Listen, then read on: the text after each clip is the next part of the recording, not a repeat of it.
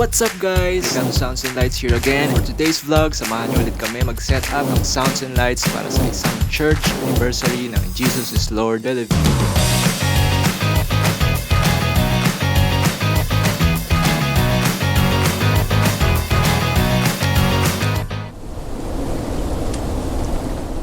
Alright, biyahe na tayo. Dito lang yan sa Tanza, Cavite. Napakalapit lang. Kakalat tayo dito. Diretsuhin lang natin yan until maging lubak na yung daan. Then, sunod na yan yung venue. Ang venue ay dito sa Carolinas Garden. Isa siyang resort dito sa Tanza. Ayos, diba? Swimming agad after ng church anniversary. Anyway, ayan na yung gate. Pasok na tayo. And una nating na-meet agad si Sir Edmar Dausan.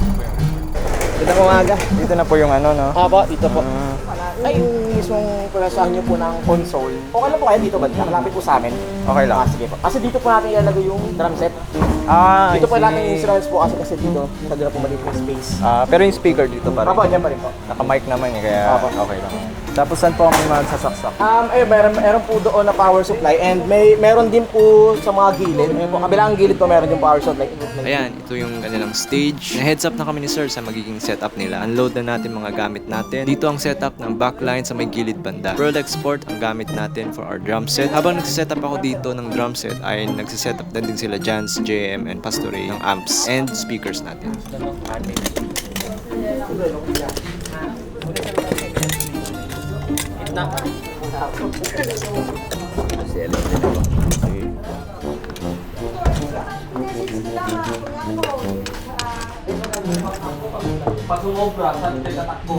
Kailangan ng converter. Kaso wala kaming ganun eh. Pero kasi ako puro lang, puro TS, TRS. May interface kayo. Audio interface. Meron. Pwede yun. I-input natin sa Tapos yung out nun, di ba, TRS? From mixer, i-input ka sa Interface. Okay. Actually, pwede. Puro yung mga amps. Ano ba? Ilang inches kung ano na to? 22. Pwede dito to? Ano to? Yan, ilang milisyon. Tinda mo na kasang buwan doon. Ano isang buwan? Di ba mura na sa akin yung mura? Fake yun. Pag... Pero legit din kasi, mababa. And baba na rin natin yung napakabigat na sub natin. Ayun, syempre, kayang-kaya yan. Isa pa lang yung Yamaha DXS 18 power subwoofer ko. Someday, bibili ako ng isa pa niyan para may isa pang silang bubuhatin. Sa gitna. Magkano yun? Ingat kayo kasi may mga... Kahit siguro... Paano ang connection dito? Kasi Ayan, setup na tayo ng lights. Si JM yung pinasetup natin sa lights. Medyo nagkabali-baliktad lang ang connection. Pero naayos naman niya yan.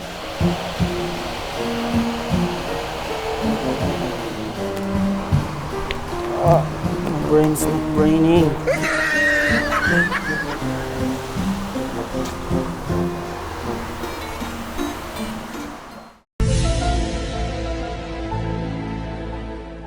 Alright, ayusin muna natin yung wiring. Then next is magla-lunch na tayo.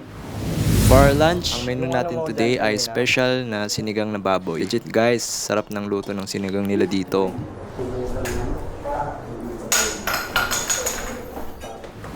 Ayan, tapos na tayo mag-lunch and nakapagpahinga na rin konti. Dito na tayo sa ating tech booth. Nakasetup na ang Allen & Heath SQ5 natin. Sige, soundcheck na tayo ng drums.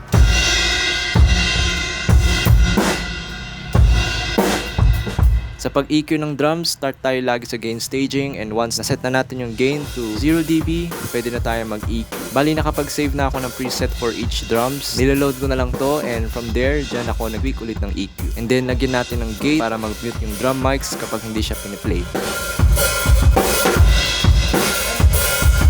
Pinag-install ko din pala sila ng SQ4U app para may control sila sa kanilang in-ear monitors. Bali guys, merong dalawang app na pwede nyong installin to connect sa mixer natin. Yung SQ-Pad app and yung SQ4U.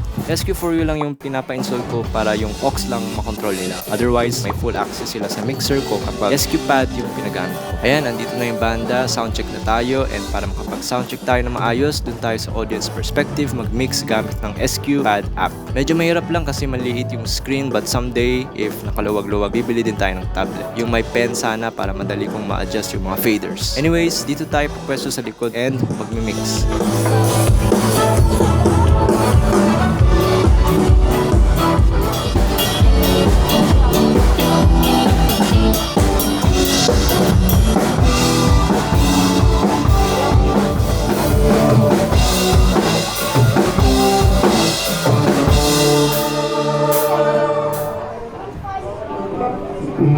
Yung mga singer doon sila nakapwesto. Hindi, dito, sa unahan. Okay, okay. Papunta ka po. Tayo sa unahan. Yung sa singer po pala, ilapit nyo na lang po yung mic, tapos ako na bahala mag-adjust ng volume. Opo. Yung parang didikit na sa bibig talaga. Ganun siya kalapit. Paano po pag nilamon niyo? Malaki yung difference na nakaganyan versus ganun. Kaya para iwas din feedback, kailangan kapag i-on nyo yung mic, medyo may delay konti eh. May mga 2 seconds. Kaya pag on nyo agad salita kayo, akala nyo walang sound pero delay siya pag on. Sige, soundcheck ulit tayo till mabalance natin yung levels ng instruments and mics and malagyan natin ng enough reverb and delay sa vocal mics.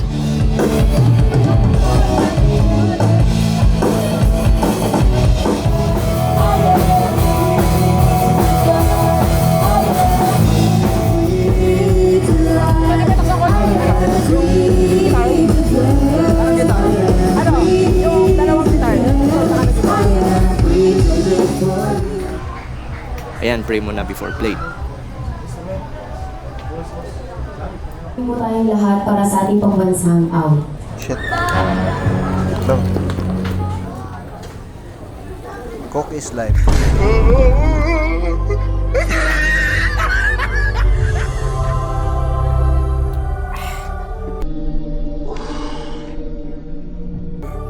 Mga kababayan, ang pambansang awit. Na-impress ako dito sa performance nila. Napaka-graceful ng movements nila dito, guys. Masarap lang panoorin.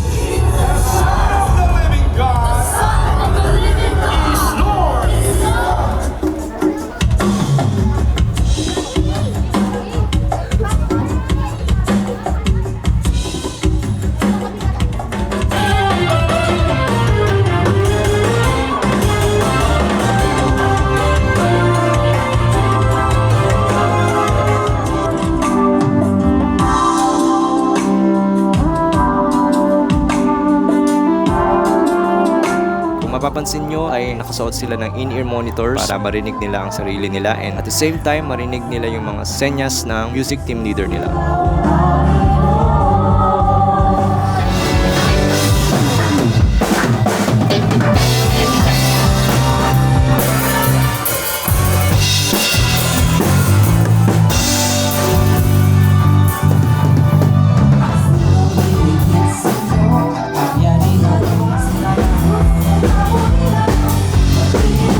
Ayan yung leader nila, si Sir Edmar. Talented talaga nito ni Sir. Tingnan nyo naman yung rhythm playing niya. Ang suabe ng funky riffs niya. And of course, the rest of the band gagaling. And yung drummer, siya pala si Sir David Agras. Makasolid ng palo and chops mo, bro.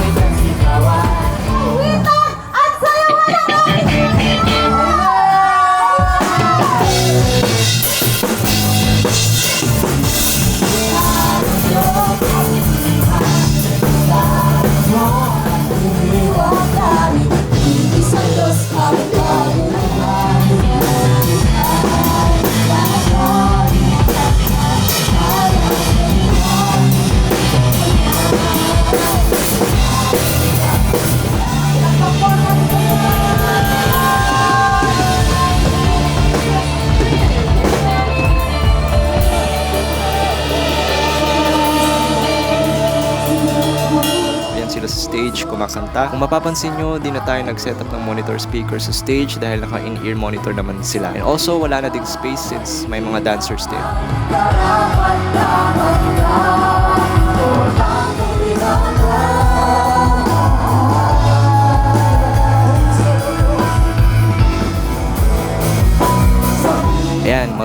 pala si Sir Edmar mag-keyboard. Yan ang sinasabi ko, all-around musician.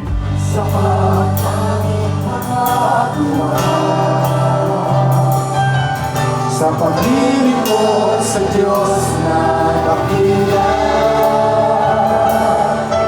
Alright, siya pala yung isa pang sound tech natin dito sa Legato, si JM. So if meron man tayong sabay na events, siya yung pinapag-tech ko sa kabilang event. Analog or digital, kaya-kaya niya.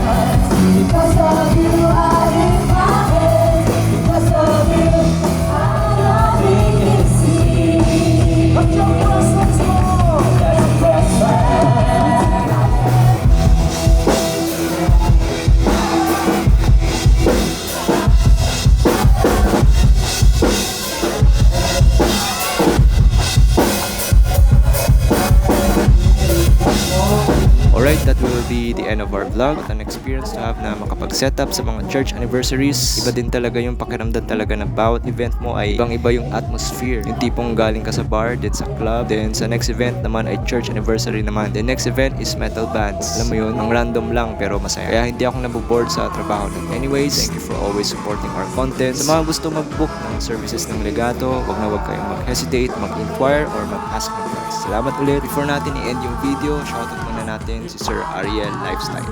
Until the next vlogs, salamat!